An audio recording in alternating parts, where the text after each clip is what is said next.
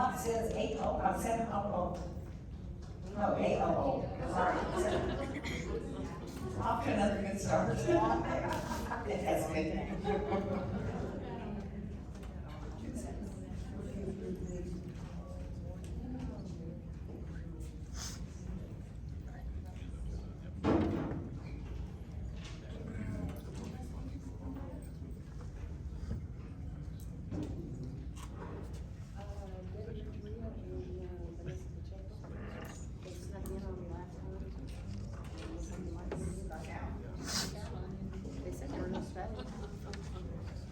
Well, hard to use them, I guess.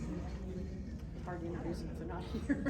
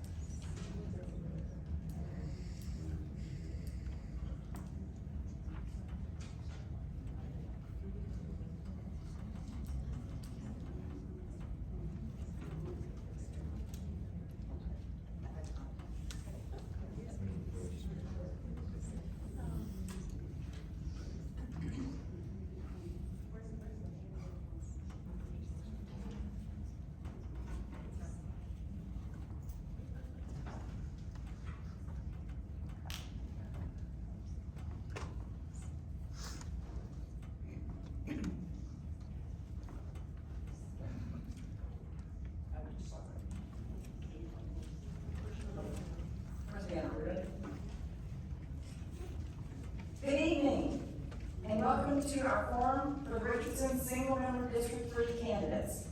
My name is Ellen Stater, and I am president of the League of Women Voters of Richardson. The League of Women Voters of Richardson is a nonpartisan, grassroots civic organization that encourages informed and active participation in government.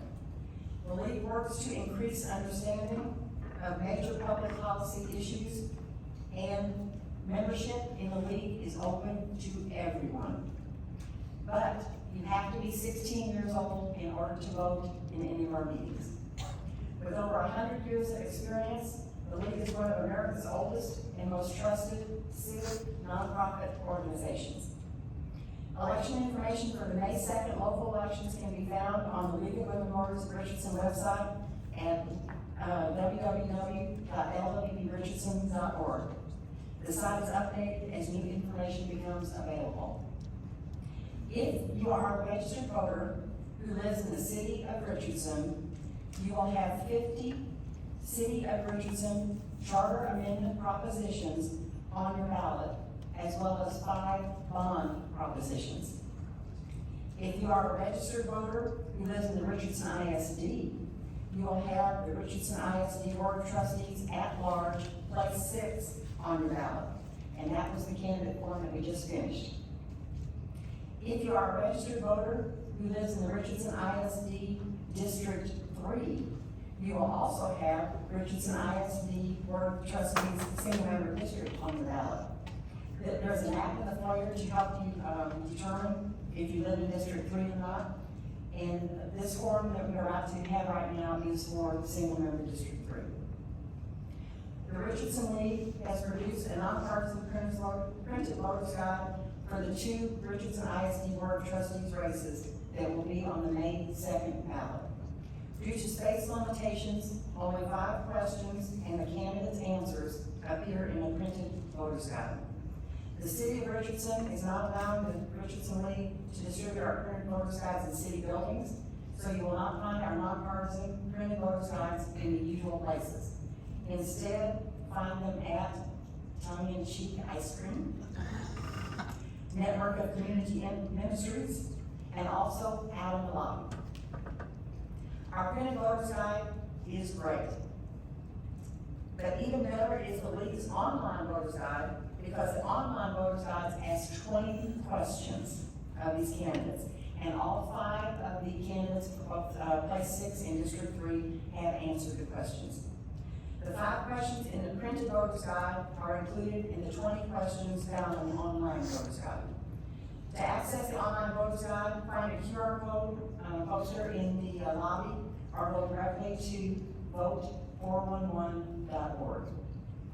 The league did not edit any of the candidates' responses to the voter's guide's questions, either online or in print. Many thanks to the Richardson League volunteers working tonight, including the greeters at the door, the ushers getting your questions as you get them written on the cards, the question screeners who are seated to my left, and the timekeepers who are in the front row. And I want to make sure that the 3 candidates sitting up here can see the timekeepers.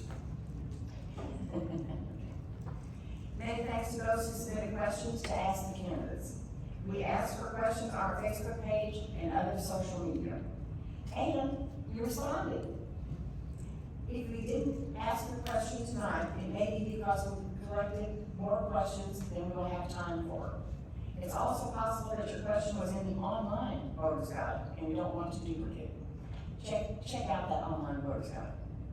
I guarantee that all questions that were submitted have been considered, whether submitted before the forum or here during the forum tonight.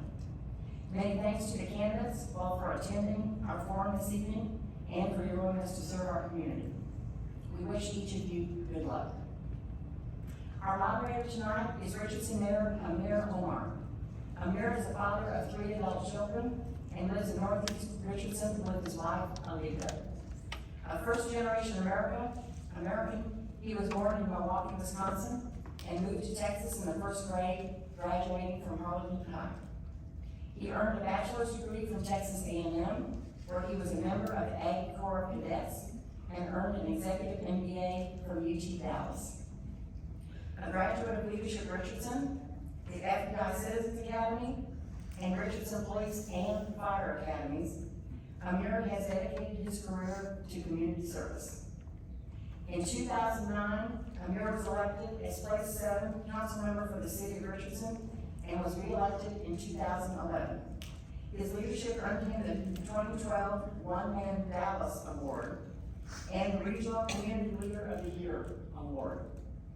While on council, Amir championed the Tree to Town program as well as Richardson's Community Garden program. After his council service, he led the Duck Creek neighborhood for 2 years. Amir was elected mayor of Richardson in May of 2025. He is currently a senior VP at Hydro Point Data Systems, where he has worked for over a decade. Now, I turn it over to Mayor Omar.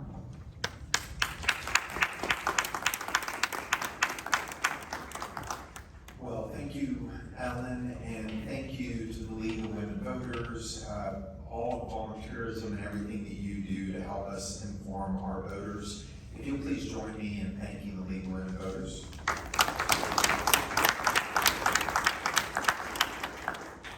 All right, so a little bit of the checklist here, but everyone please silence your cell phones and all other devices. Flash photography is not allowed during the forum, as it is a distraction to candidates.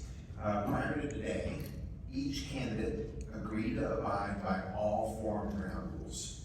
These rules include always showing respect to each other. Candidates have agreed to not interrupt one another nor talk over one another. They have agreed to refrain from personal attacks or charges. It is my job as a moderator to enforce these rules. So now we'll move on to the introduction of candidates. And audience, once again, I will ask you to please refrain from any applause or any other form of support or opposition to any candidate. The purpose of the forum is to hear what the candidates have to say. So please, let's give them as much time as possible and save your applause until the very end of the program. Each question will be asked of all candidates. We will rotate the order in which the candidates answer questions, and the candidates were not given the questions in advance. Candidates are seated on stage in the order their names will appear on the ballot. To introduce the candidates, I will now introduce the candidates in ballot order. For single member District 3, in ballot position 1, Luis Fernando Rojas. For single member District 3, in ballot position 2, Nosley Burney. For single member District 3, in ballot position 3, Ewan Blackman.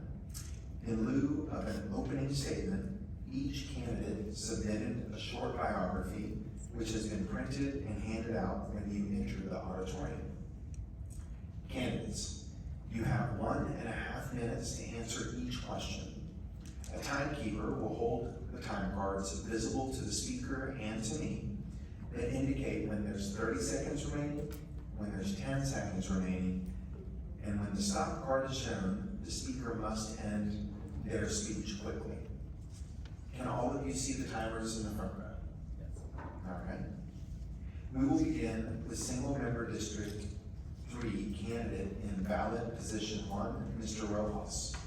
And question number 1 is actually a 2-part question. What experience do you have sitting on a board or committee where you have listened to opposing views and had to compromise with other members? And the second part is, do you think it is important for the school board to be unified in support of district policy after contentious votes? Please explain. Mr. Rojas. Well, I never did anything for the type of education. The only thing I sat on was the bond steering committee, which I presented a tax increase to the board, which I did in a good mind set for our students' future, not for my benefit or anybody's benefit, but for our students' future.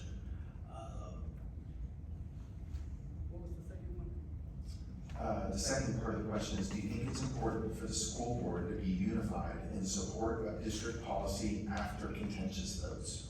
So, I do believe that every board member should be unified on a decision, because if we have somebody going against something else, it will jeopardize the school education in whole. If we don't have an agreement, then it just won't work out. That's just right now. Ms. Burney? Can you repeat the question, please? Absolutely. It's a 2-part question. What experience do you have sitting on a board or committee where you have listened to opposing views and had to compromise with other members? And then the second part is, do you think it's important for the school board to be unified in support of district policy after contentious votes? So,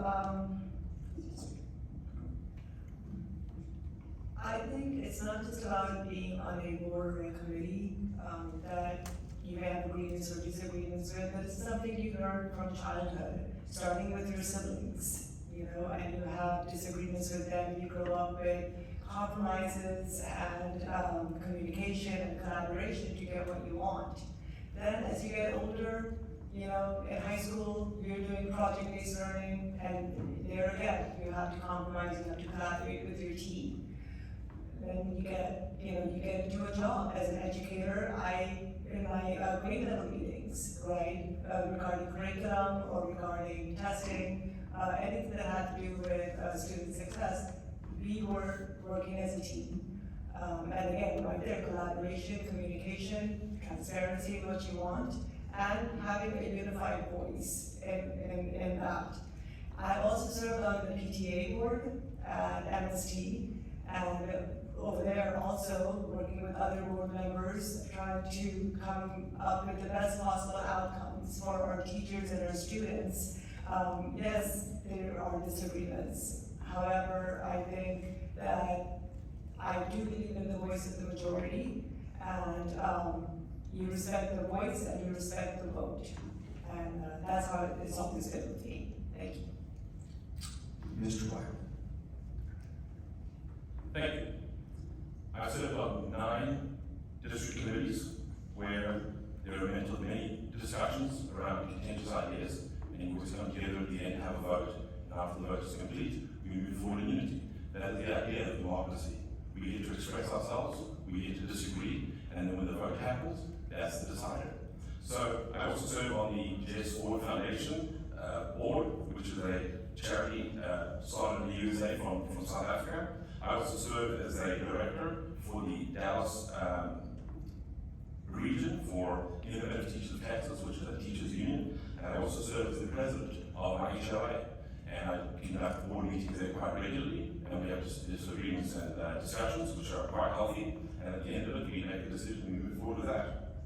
On the school board unified, I think to bring that back into focus, yes, after you have the vote, after you lose or win the vote, the winning side must be the one that prevails, and then that is the continuation of the discussion. That is the policy, that is the step we move forward with, whatever that may be, whatever the outcome of that vote is. Democracy requires that the majority rules, and once that happens, we move forward.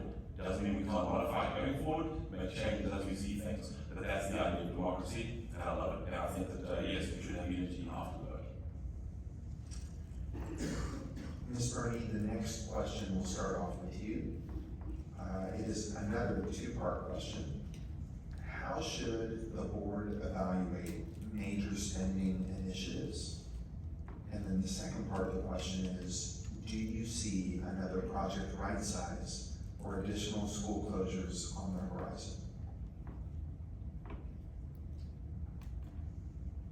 Can you repeat that, please? Yep. How should the board evaluate major spending initiatives? And do you see another Project Right Size or additional school closures on the horizon? So I'll start with the second part.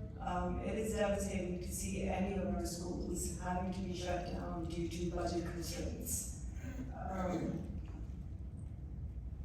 But I think that I have to commend the district in doing an amazing job in repurposing those schools into meaningful community assets, such as childcare facilities for our staff and families, mental health resources, and health centers and a community center.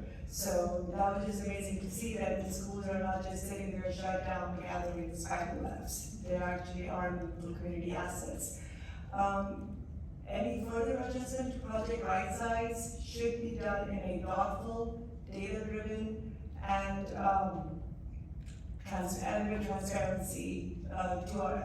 with transparency as well as getting meaningful input from our community members. I feel like the community has to be a big part of making sure that their concerns and their sentimental emotions or values should not be cast aside, and definitely to be transparent. The district needs to know exactly why, if this were to ever happen again. The community needs to have a big involvement in that. Thank you. Mr. Black. Thank you. After the last one, and I was in the volunteering committee before that, and directed some of that spending at $1.4 billion. I'm not sure there will be any other major spending initiatives coming up other than to spend that bond money over the next 5 years. And you'll need a trustee that's going to watch some of that spending and make sure the responsible dollars are spent in the best places, to conduct actions first, to go to our students first, to make sure the learning environment is great. So I don't foresee a large spending initiative, although I would say I did read through the FCI, which is the Facilities Conditions Index, which we had a study about 5 years ago on, and a lot of our elementary schools are looking to need major updates to their infrastructure. Things are getting old. A lot of elementary schools are 50 years old now, so that's going to be something on the horizon we'll have to address. And as for other initiatives at this time, it's pretty much what we passed with the bond, which is excited about the CTE Center, excited about the middle school transfer and having the new middle schools up and running. And the one thing that needs to my heart is the outside environmental center. And that's something I'll say on that committee as well, going to be revitalizing the Little Gas Center. So, and like all those, I did You and Me and the ISD podcast, and I spoke to the community for quite a lengthy program about Project Right Size, and I could have done a little better. And we put that to the vote, and once that vote is done, it's a done deal. So, as I said earlier, that's how democracy works, and I've done my best to connect the community with the RISD to affect the best outcomes for our students. Mr. Rojas. With the bond act that has all this of that necessary stuff that we needed for the school, and it's on that bond, with the next budget stuff that should be coming in. It should be focused on the students that they, all that stuff that they need, like materials or some extra stuff that these classes, these students can help them proceed their future in this education. I don't think we should be put any necessary stuff that the bond's already taken care of. I do think another school closings are coming. If we don't act now, in the future, we should start setting up some type of money for these schools, because that's how it looks like.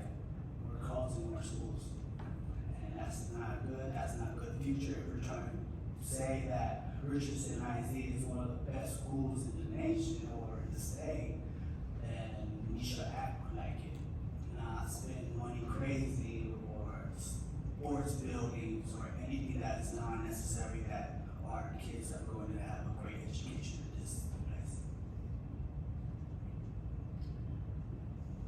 All right, question number 3, we'll start with you, Mr. Blackman. There are several controversial issues related to curriculum. Choose a topic and explain why you feel it should be included or excluded in the education of our ISD students. Thank you. Controversial topics are nothing new as an educator. I've been 23 years in the classroom. If the day goes by and the parent doesn't inquire about something we're teaching in the curriculum, then it's a quiet day for sure. But at the end of the day, our elected officials, our state board of education, our school board, decide on what curriculum we follow, decide what materials we use. That being said, if you go into specifics, I teach physics and I teach biology. And in biology, some of the controversy is around whether or not we teach sex education and what we teach in sex education. And I think it's vital that we have teachers and we have curriculum that mirrors the views of our community. And our community must be represented in how we portray those discussions. So we're talking about sex education in the classroom and how much we stick to the science of it versus the human interaction element, or how much we discuss the sheer technical side of how it all works, and then how much we get into lifestyles and behaviors. And I think we should be welcoming to all communities in the school district. Everybody goes through school. Everybody comes to school. And so everyone, when they come to school, should be safe. They should feel included, and they should feel that their beliefs are challenged to some degree, but also respected. And those are the difficult lines to walk. That would just be what I can think of. Mr. Rojas. Something that I think should not be changed is history. History is a very important thing that we should learn from the past. If we don't want things to happen in the future, that's what we need to learn from. But yeah, history should not be changed at all. Slavery should not be changed. Slavery should be taught as how it was supposed to be taught.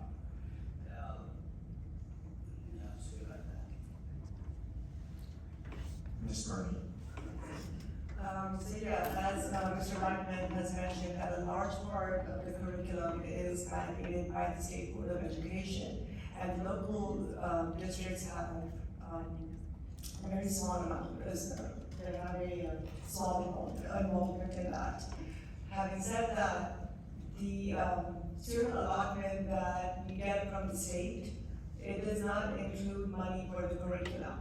Now, the state has these HQIM, high quality instructional materials, that list that they present to the districts. And if the districts choose from those lists, then the districts get more money, right? And I'm proud to say that our superintendent, we do have the blue bonnet in the mathematics.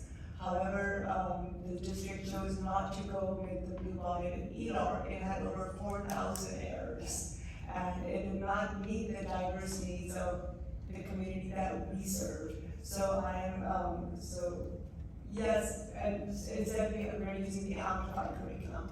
So I'm glad that the district doesn't just look at the money or the loss, but at the diversity diverse community that we serve, and making sure that every student and every teacher is comfortable learning and teaching that curriculum.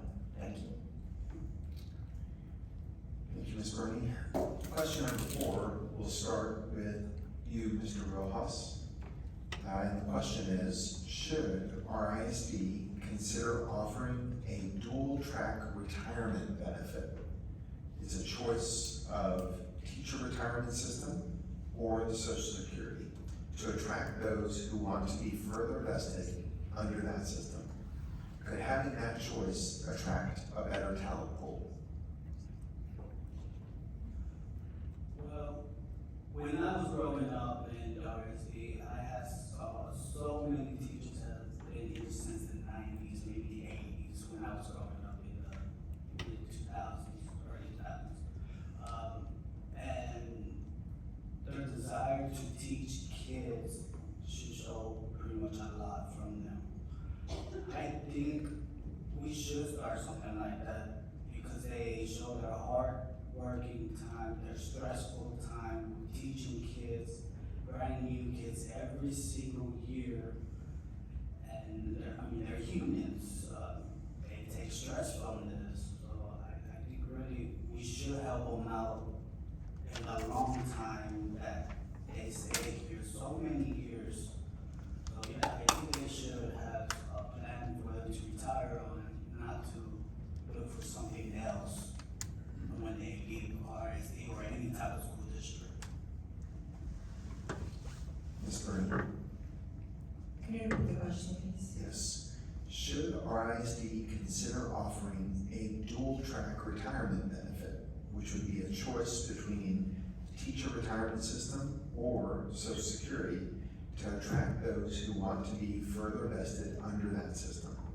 Could having that choice attract a better talent pool? I believe that the district is already doing an amazing job with decreasing the attrition rate of our teachers. The number of teachers who leave the district has decreased from 17.5% to 11.5% in the past 2 years. So obviously the district is doing something right. The district also offers a variety of low to no cost incentives for these teachers, including health and wellness centers, the daycares for staff and families, right? So I feel like we are retaining our teachers, high quality teachers, and we're, in addition to competitive compensation, which we are raising every year, teachers are getting that raise. I agree that it doesn't yet coincide with the rising cost of inflation, and that is something I want to continue advocating for. But I feel like the district is doing a great job in decreasing the attrition rate. Thank you. Mr. Black? Yes, I do believe that should have a dual-track retirement system, 100%. I believe if the teacher pays for both systems, they should benefit from both systems. This is, goes along with the recently passed, I believe it was 2 years ago, the Windfall Elimination Act for teachers. So myself, I was late to teaching. I taught in with teaching when I was 30 years old. So my first 12 years of living in America, I was in the business world. I worked for companies like CompUSA and AT&T in management and training teams. And I switched across to teaching, and that's been my passion my whole life is teaching. I just didn't realize I could afford it, and affording it even today, it's difficult to manage that budget. But in doing so, I was happy to see that my 12 years of paying into Social Security was not going to be robbed from me with the Windfall Elimination Act by taking that money away. And so when the federal government did away with that plan a couple of years ago, that benefited me from the standpoint of the money I invested in the system, I can now benefit from it. I think that's correct. I think that's the right thing to do. That's the honorable thing to do. And if the RSD, I do support the idea that they should allow teachers to pay into both. You don't get the one for free and the other for free. You pay your fair share into both for a time, and then you should benefit from that. My father-in-law is a dean from the local Carolina Community College, and he was in that system, their grandfather in the 1970s, and that has been a great benefit to him in his retirement. He hasn't had to worry about whether he could afford his retirement, because he can actually withdraw both retirement systems because he paid into both. So yes, I do support that 100%. Ms. Burney, question number 5, we'll start with you. If you were king or queen of RISD, what single most important change in policy would you make to how the board manages RISD administration? Why would this change matter?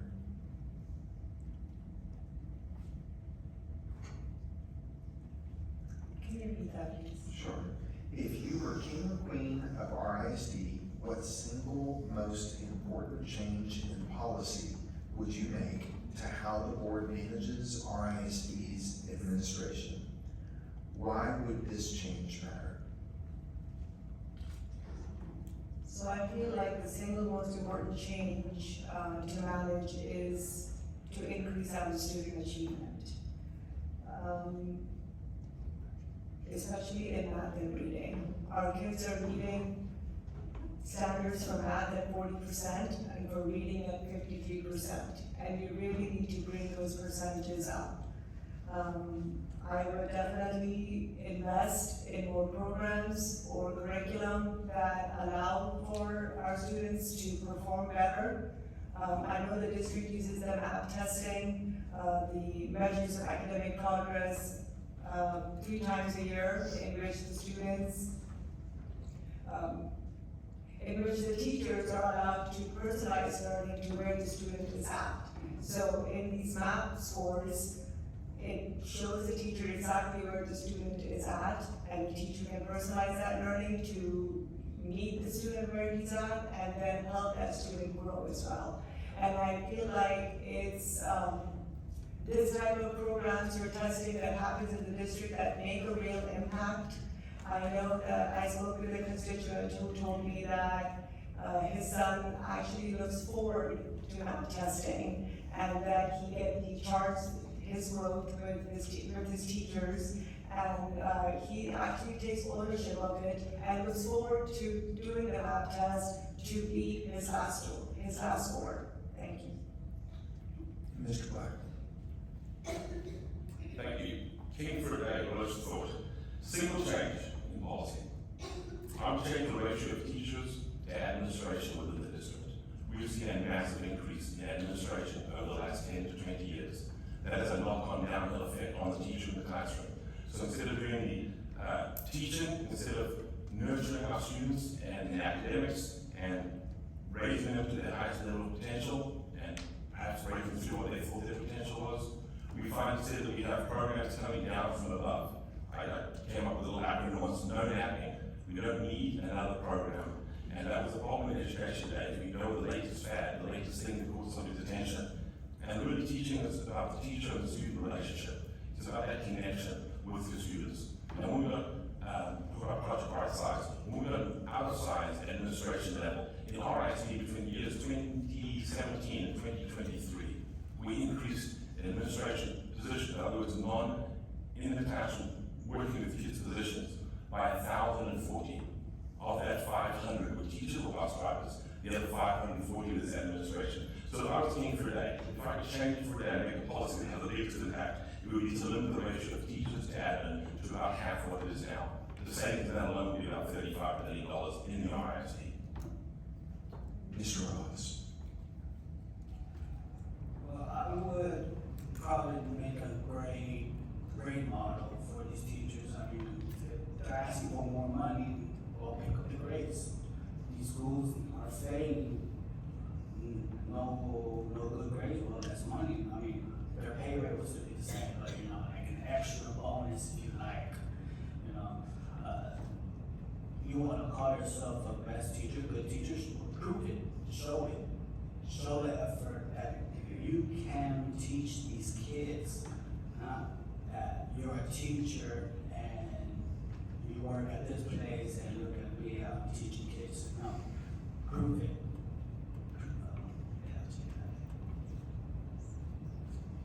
Mr. Blackman, question number 6, we'll start with you. How would you suggest the board approach policy on student protest, political expression, balancing rights, and orderly schools?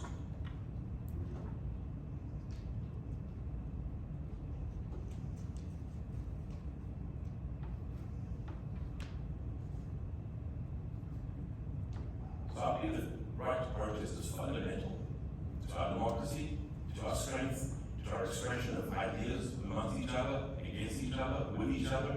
Those things cannot be broken by the school district. However, the school district has to educate our students. We have to have calm classrooms and school hallways. I was witness to some of the mayhem that was brought about during the COVID times, where students were throwing paper in the hallways and protesting various things inside the schoolhouse. That is not protesting, that is disruption. That borders on rioting, and those are not protests. Those are maladaptive behaviors expressing themselves in pseudo-political thought. And unfortunately, that is not the way we should teach our students how to protest, how to voice their opinion against the government or against something that is repugnant or something that they wish to change. Either way, having come out of the protests of apartheid South Africa, I remember well being arrested. I remember well being chastised by folks who believed the government was sacrosanct with the way things should be. And so, for our students to protest, I would say protest after school, protest on the weekends.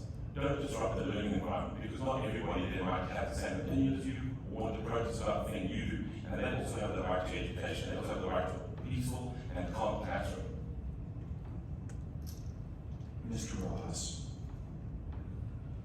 So I remember when Richardson had that walkout in 2004, 2005 about the way that how they were treating Hispanics. I remember we did a whole, not me, but my parents didn't allow me to go, but I remember how everybody was energized to talk and to bring out their rights, because as citizens of the United States, we have the right to speak out. We have a voice. Everybody has a voice, no matter what age you are. Children have voices because they know what they want. But to have a protest, we needed to have it as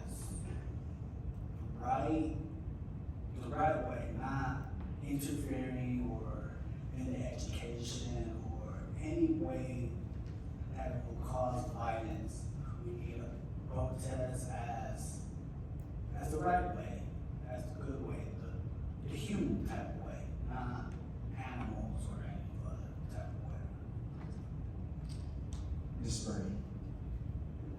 So public education is an institution where our children are learning about their rights and the Constitution. And to be able to get this chance to protest in civility and in a respectful manner is, I would, as an educator, call it hands-on learning. I'm glad that the district acknowledges and respects my child's First Amendment rights. At the same time, I know the district has boundaries for safety as well. I have received emails where I am informed ahead of time about these protests, and kids and students are also allowed back in the campus with the parent check-in. So I feel like it is done in an organized and a respectful manner that allows our kids to against their First Amendment rights. Thank you. Mr. Rojas, question number 7, we'll start with you. And the question is, how can the board balance parent preferences with broader student needs and legal requirements?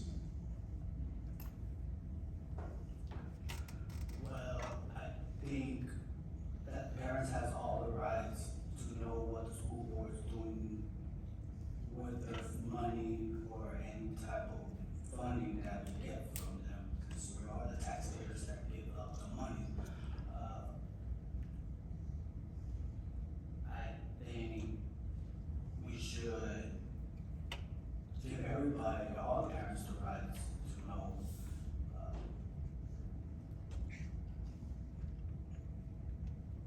But I think we should go at a program where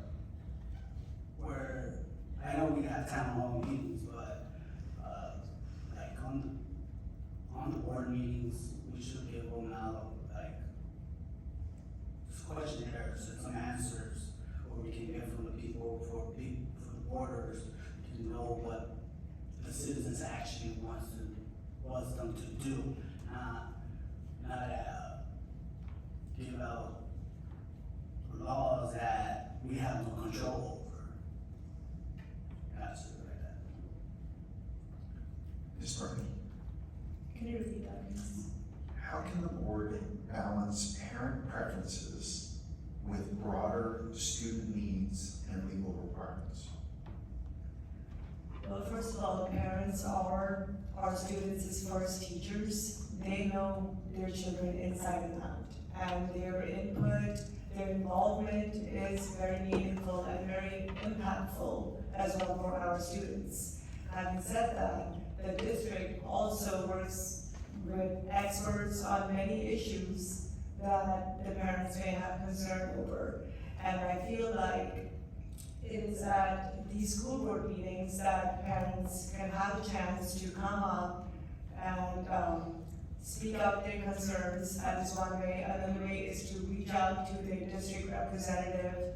And there are many ways that the parents can voice their concerns. And the district should definitely take all those concerns into consideration when making any moves or any other decisions regarding the students.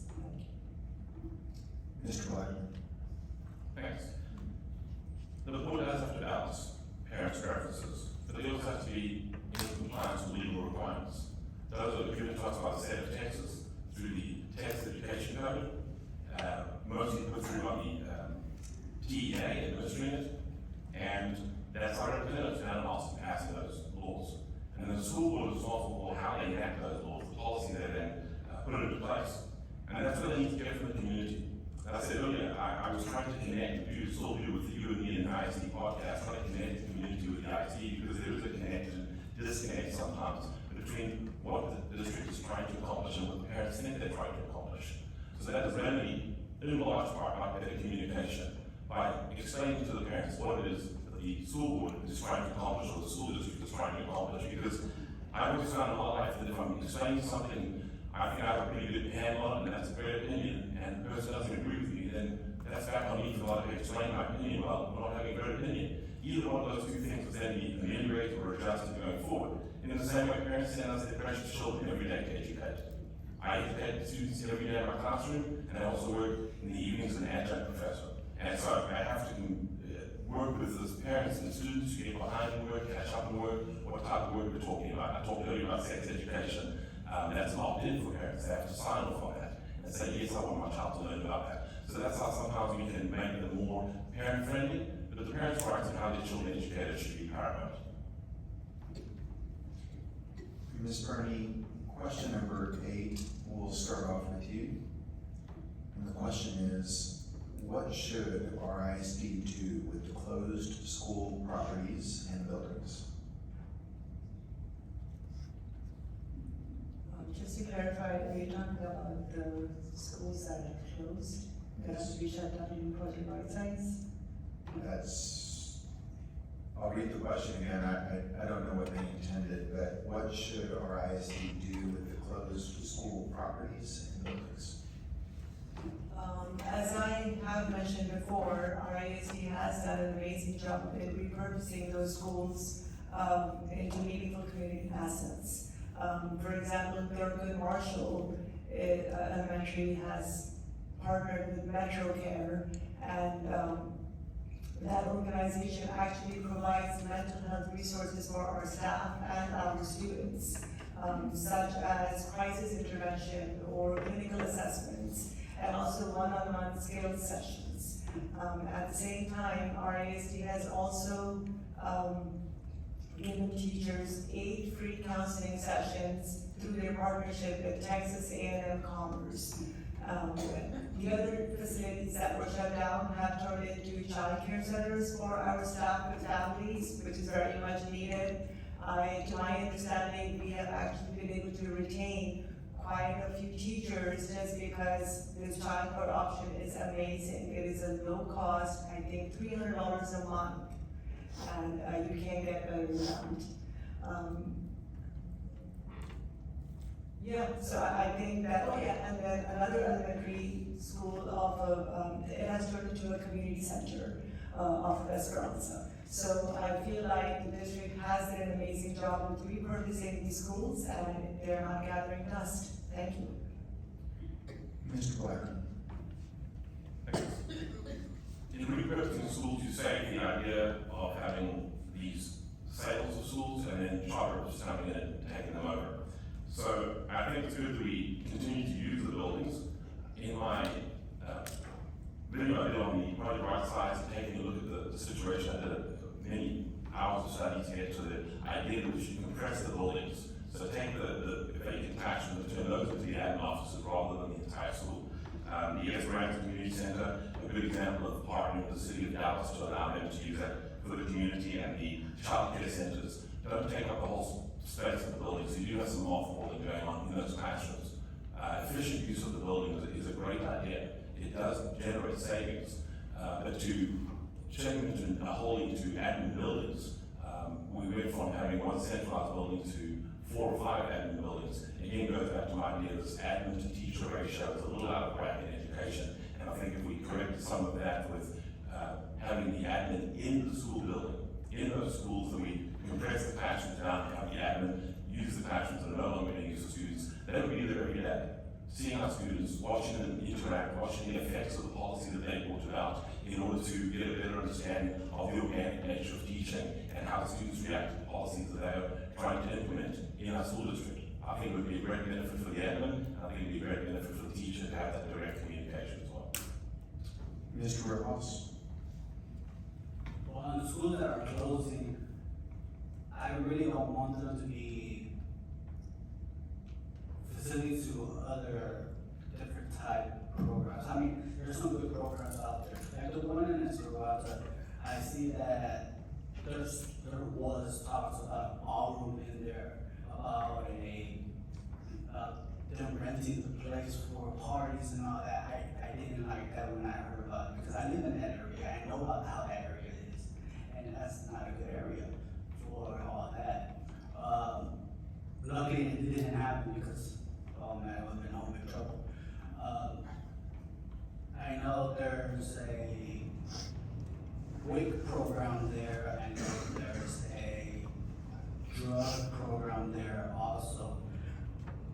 But I wish these schools stayed as they are, because we're just destroying more time for education and giving other people more money without us out Richardson getting the opportunity to help these kids out. All right, well, this will be our last question, and Mr. Blackman, you'll be taking it first. This will be the last question before we move on to closing statements.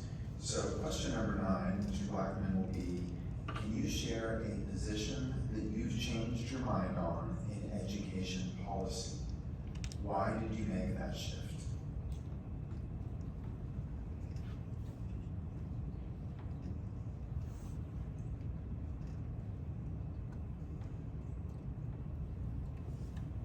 Thank you. That's a real simple one for me, because we just had an example of that. The 2025 bond. I was on the bond steering committee. I was there with peers who looked at the needs of the district, and the massive lift of that bond was to do the middle school transfer from 6th grade elementary into middle school, and I supported that bond, having been against the bond in 2021 and 2016. The reason I was against those bonds, we spent the money in the wrong places. We built indoor football fields while my physics lab still had gas taps that didn't work, forces that didn't operate properly. So I thought before we do the extracurricular, we should do the core curricular. And that was my objection to those. So when I got to be a part of the process on bond 2025, we got to interact, we got to listen to, we had that great communication, and much credit to Superintendent Brandon for facilitating that and bringing in different minds. It was the first time I'd seen some folks in the discussions say no to things, and that was very refreshing to see. So my mind has changed, and I could see the process more clearly. It was more transparent, and we arrived at a better solution. Now, ultimately, there were a few things in there that I would have changed up, fair enough, but in all, when I got out to the community, I did several videos on the bond, and I supported and promoted the bond. We have the capacity to afford it, and our students needed it. If we couldn't meet process of middle school transfer had done. So that's why, and that's what it was. Mr. Rojas. Before I started joining the bond steering committee, I really thought nothing about this district. I really thought a district that really just wanted money, a district higher ups that just wanted popularity, really didn't care about the kids. When I joined the bond steering committee, I saw a totally different type of story. I saw people caring, community caring. I saw leaders that actually do care. Really a big mind opening that I had that really I think everybody else should have, because it's really not a bad district. It's really not a bad people are here. There are really a lot of good people who care about kids. It's just being on the board of trustees is just, you don't have one voice, you have 7 voices. You have to be one body. So, yeah, it was a big mind opening when I saw that. Ms. Bernie, Can you repeat the question? can you share a position that you've changed your mind on in education policy? Why did you make that shift? Okay, so this comes with a short story. My kids started with Richardson ISD in their elementary years, and then middle school as well. However, at one point, my husband and I decided to put all 3 of them in private schools because we wanted to experience what each type of schools have to offer. And the only way to get a true experience is by putting them in the private school. And what happened a year later really surprised me. All 3 of my children came at the end of that school year and said they wanted to go right back into Richardson ISD. And I feel like, and it was for various reasons. For example, more sports opportunities, a larger community in which they can make friends. Academic rigor is there as well already with our AP dual credit on-ramps program. But what I was proud of is that my kids noticed something about the district that I didn't see, my husband didn't see. And it was that they wanted not just the academics, but they wanted to be well-rounded individuals. And nothing beats our ISD and its diversity. And my family is a testament to public education. And we came back from the private school and back into Richardson ISD. And my kids helped me change my mind on that. Well, thank you guys. Our time for questions has expired, and we're going to be moving on to closing statements. Closing statements will be made in reverse ballot order. Each candidate will have 2 minutes for a closing statement. We'll begin with single member District 3, ballot position 3, Mr. Blackman. Thank you, folks, and thank you to the legal and voters listening tonight. I think it's very important that we get our positions out to the community, so that when you go out and vote, starting Monday, early voting, and voting on the 2nd of May is the actual day of voting, is that we could have these discussions and have these ideas. So a little about myself, and having been in Richardson for 20 years, I've lived and loved here, and I stay here, and I love here. I sit in these chairs. Every single school board meeting for the last 10 years, minus the COVID time. I'm looking at upgrade to the ones that actually a little softer. So with your help, with the voting coming up, hopefully you'll put me in that chair, because I want to bring about what I've already done, behind the scenes. Quietly with a steady hand of leadership and making things happen behind the scenes with things like teacher retention. It was mentioned earlier, we went from 17.4% down to 11.5% as a direct outcome of the decompression we did for the salary for teachers. No longer was a teacher with 30 years experience making $6,000 difference, they now make $25,000 difference. And that's something I helped to build. I worked with the administration, I worked with Superintendent Brandon, and the head of HR, Dr. Chris Hudson. We made that presentation to the subcommittee that I was on for budget steering committee, community budget steering committee, and we got through, it came to school and it passed it. You've seen the results of that.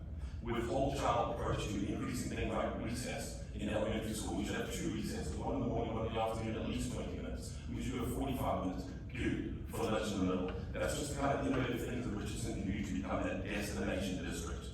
And then boys programming, I'm currently working on a subcommittee through chat. I'm on Student Health, School Health Advisory Council, and we're working on drug and violence prevention because the behavior in our classrooms is troubling, and we need to address that. So I'm doing all that already in the background quietly. I want to get it up on the school board so that I can sell that days and bring some of those forward a little more authority with your support, with the public saying, hey, you like the ideas you and has. Let's put you in the seat. Let's vote you in line when it comes to May 2nd. Thank you very much. Ms. Burnham. So I'm a mom, I'm a teacher, and I am an advocate for public education. We have lived in Richardson for almost 20 years now. We have built our home in the city. We have raised our wonderful kids in the city. And I am deeply rooted and invested in this community and in the future of this district. I bring a voice of diversity. The whole reason that the district chose to go to 5 single-member districts is that there are diverse voices on the board. I look forward to representing not only District 3, but all our students here in our ISD. And I look forward to your vote and your support come April 20th. And I will do the best that I possibly can to fulfill this role and make the best possible decisions for our students, our staff, and the overall future of our district. Thank you. Mr. Rojas. I am not an educator, but I am a concerned parent. I am a concerned parent for the future of our child, my child, and every child that comes in this district and to the next future of the students of this district. I want to open our education, just like the MBA, the Memorial Park Academy, to open that to all districts, not just our district. We're losing kids from charter schools, like fast. We should bring that up to all. I mean, if you want funding, there's funding right there. If we open it up to the other districts, I mean, we can. If it's a lot of traction, we can open it up to the other 2 high schools. While it's out there, we can even encourage adult education. I know we have GED programs, but who wants a GED? Everybody wants a high school diploma. You know, we still get funding from the state for that. But to open it up to adults education in Richardson will give more passion to the community, showing, hey, we finished school, now my child can too. So I'm just doing that. Well, I want to thank this amazing audience for your composure, and although you were very excited throughout the forum, you held on to that emotion for this very last moment. So if you will please take this opportunity to give a big round of applause for these guys.